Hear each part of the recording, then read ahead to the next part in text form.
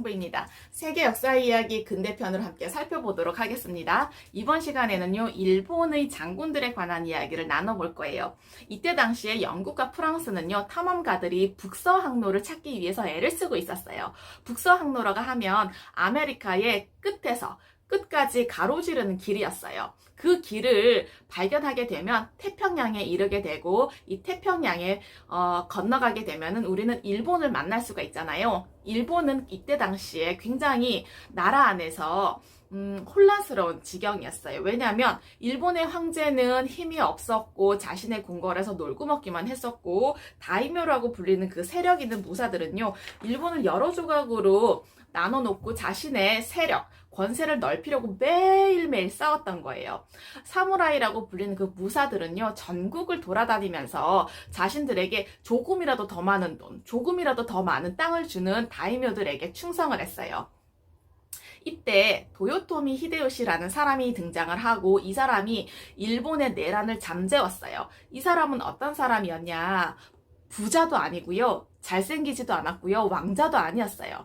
떠돌아다니는 장사꾼이었어요. 그리고 아내가 이 남자에게 이렇게 부를 지경이었어요. 털없는 생쥐, 털 빠진 생쥐. 그만큼 몰골이 초라했나 봐요. 그런데 이 히데요시는 오다 노부나가라고 하는 그 장군의 군대에 들어가게 된 거예요.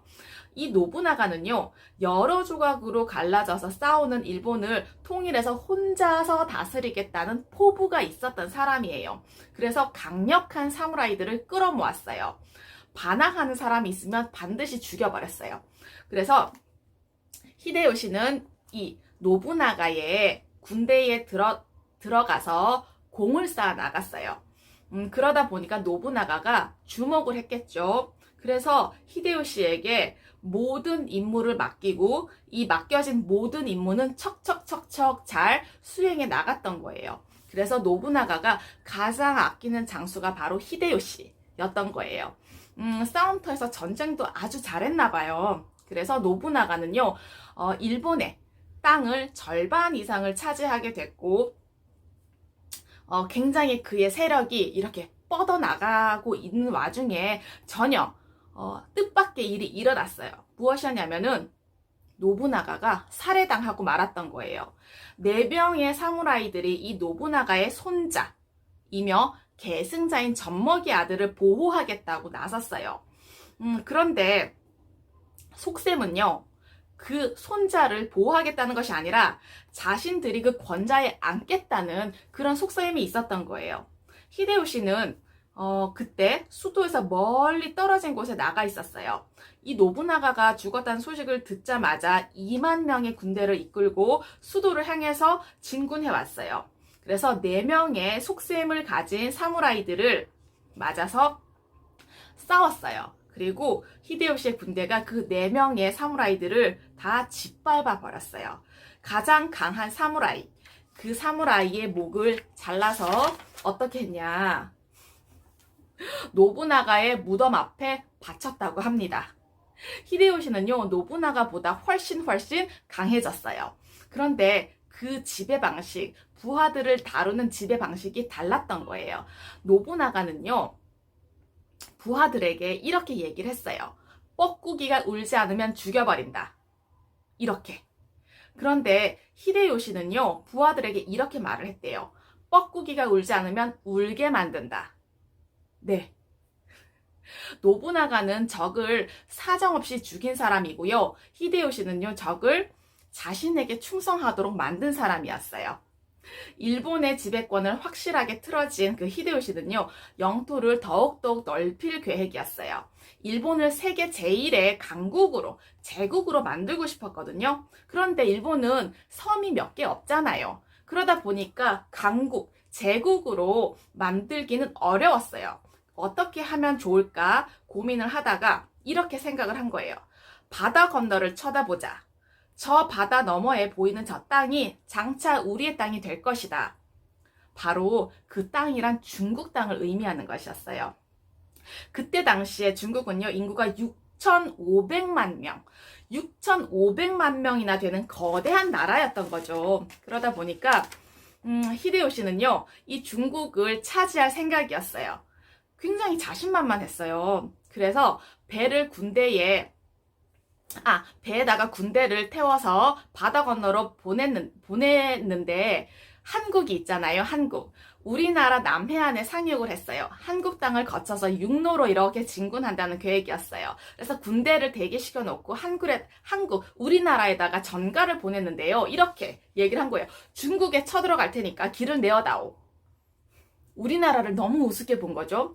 히데요시는요, 자기가 세상에서 가장 강력한 사나이라고 생각을 했어요. 한국 사람들이 자기 말을 들어줄 거라고 생각을 한 거죠. 그런데 우리나라는요, 들은 척도 하지 않았던 거예요. 히데요시의 요구를 싹 무시해버리고 모른 척 하니까, 네, 한국부터 제압해야겠다. 이렇게 생각을 바꾼 거예요. 그런데 한국의 남해안에 상륙해서 수만의 한국의 백성들을 죽이면서 북쪽으로 이렇게 쳐올라왔어요. 한국을 도우러 온 그 중국군에게 막혀서 주춤하기도 하고 중국과 한국의 연합군에 맞서서 싸우게 되었어요. 처음에 군대는 기가 다 꺾였어요. 그런데다가 우리나라의 해군이 일본의 해군보다 훨씬 강하다는 사실을 알게 된 거예요. 그래서 전세가 불리하다는 것을 깨달은 히데요시는요, 한 가지 조건을 내걸고 평화회담을 제의했어요. 무엇이었냐? 중국 황제의 딸을 일본 황제와 결혼시키는 것이었어요. 그러면 중국 공주가 일본 황제와 결혼을 했어요. 그래서 아들을 낳았어요. 그럼 그 아들이 어떻게 될까요? 중국 황제가 되는 거잖아요. 그래서 중국 사람들이 동의를 했을까요? 안 했을까요? 중국 사람들은 그 속셈을 알아차렸던 거예요. 그래서 거절을 당한 거죠. 히데요시는요, 분노했어요. 그러면서 다시 군대를 모아서 한국으로 또 쳐들어간 거예요. 그런데 군대가 한국에 상륙할 때쯤에는요, 히데요시가 병에 걸려서, 네, 죽은 거예요. 일본을 장악하는 데는 성공을 했지만 중국을 정복하겠다는 그 포부는요, 한낱 헛된 꿈이지 않았을까요? 네, 히데요시가 죽으면서 또 한 사람이 등장을 했어요. 바로 도쿠가와 이에야스예요. 도쿠가와 이에야스는요, 노부나가의 장수였어요. 히데요시가 권력을 잡았을 때 이에야스는요, 그 상황에 잘 적응을 했어요. 그러면서 히데요시의 5살 된 아들 히데요리를 보호하는 5명 중에 한 사람이 된 거죠. 이에야스는요, 때가 오기를 기다리고 있었던 인내심 강한 사람이었어요. 여러 해 동안 간토평야라고 불리는 일본의 동쪽 지방에서 히데요시를 도와주면서 차근차근 신임을 쌓아나갔고, 차근차근 재산을 불려나갔고, 차근차근 군대의 힘을 얻게 된 거예요. 히데요시가 죽었잖아요. 이에야스는 이제 자신의 때가 온 거라고 생각을 한 거죠. 히데요시는 5살짜리 아들 히데요리에게 권력을 물려주었는데, 이 히데요리를 보호했던 5명의 보호자들은요, 서로 권좌를 얻기 위해서 또 다툰 거예요. 5명의 보호자들과 그들의 다이묘들 있잖아요. 그들은 두 편으로 나눠서 싸웠어요. 히데요리에게, 그러니까 5살 된 히데요리에게 충성을 하는 서군, 그 다음에 이에야스를 따르는 동군, 그래서 서군과 동군의 싸움이 일어난 거죠. 이에야스는요, 서군의 다이묘들에게요, 전가를 보냈어요. 편지를 보냈는데 어떻게 보냈냐? 몰래 보낸 거예요. 네. 겉으로는 히데요리를 돕는 척 하다가 전투가 벌어졌을 때 이에야스를 위해서 싸워준다면 돈과 땅을 주겠다. 이렇게 약속을 했던 거죠. 이 전투의 이름이 세키가하라 전투예요. 이 세키가하라 전투는요, 일본의 역사상 굉장히 유명한 전투인데 누가 이겼을까요? 네, 보나마나 이에야스가 이겼겠죠. 3년 후에요, 이에야스는 쇼군, 장군이라는 칭호를 얻게 되었어요. 바로 일본 군사 지배자라는 뜻이에요. 이런 말이 돌기 시작했어요. 뻐꾸기가 울지 않으면 울 때까지 기다린다. 네. 인내심의 끝판왕이죠. 이에야스는요, 수도를 에도로 옮겼어요. 그곳에는 이미 오래전부터 막강한 성이 있었는데, 혹시 반란이 일어난다고 해도 자신을 지키기 위해서 그 성을 더 튼튼하게 만들었어요. 지금 에도는요, 도쿄라는 도시예요. 바로 지금 일본의 수도죠, 도쿄. 이에야스는 최고의 권력과 그의 수도를 갖게 됐어요. 그런데 훨씬 더 큰 목표가 있었던 거예요. 무엇이었냐면은 이에야스는요, 그의 자손들이 대대로 쇼군이라는 칭호를 물려받는 것이었어요. 그런데 그 꿈을 이루기 위해서는요, 네, 히데요리를 처단을 해야 되잖아요. 그러다 보니까 늘 그게 고민이었어요. 세키가하라 전투에서 이에야스가 승리를 했잖아요. 그리고 히데요리와 그에게 충성을 바치는 다이묘들, 그러니까 5살 된 히데요리와 그를 따르는 다이묘들은요, 오사카의 어느 성으로 도망을 쳐서 히데요리가 15년 동안 그 성에 갇혀서 한 발짝도 나오지를 못했던 거예요. 15년이 지났으니 히데요리는 이미 청년이 되었고 결혼도 했고 아들까지 낳았던 거죠. 철석같이 믿었던 자신의 보호자에 대한 두려움으로요, 오사카에서 나올 수가 없었던 거죠. 이에야스는요, 히데요리를 한 방에 처단하기보다는 자신의 권력을 더더 키워나갔어요. 쇼군이라는 칭호를 아들에게 물려주고 다이묘들의 충성심이 변하지 않게 온갖 방도를 궁리를 했어요. 네, 결국에 어떻게 되었을까요? 모든 다이묘들은요, 각자 영지 안에서 자신이 거주하는 성 한 채만 남겨놓고 모든 성을 부수도록 했어요.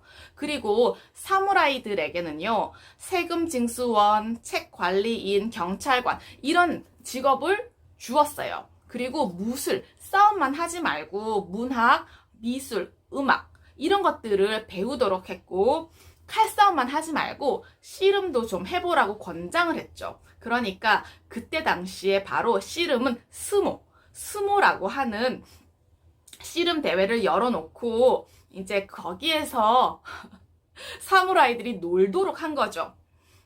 그런데 그때까지도 이에야스에게는요, 히데요리가 살아있다는 그 사실 때문에 손톱 밑에 가시 같은 어떤 그런 느낌이었어요. 어떻게 되었을까요? 네, 히데요리의 성을 포위하기 위해서 쳐들어갔어요. 쳐들어간 지 1년이 되는 날 히데요리는요, 더 이상 희망을 얻을 수가 없었어요. 그래서 패배를 받아들일 준비를 했어요.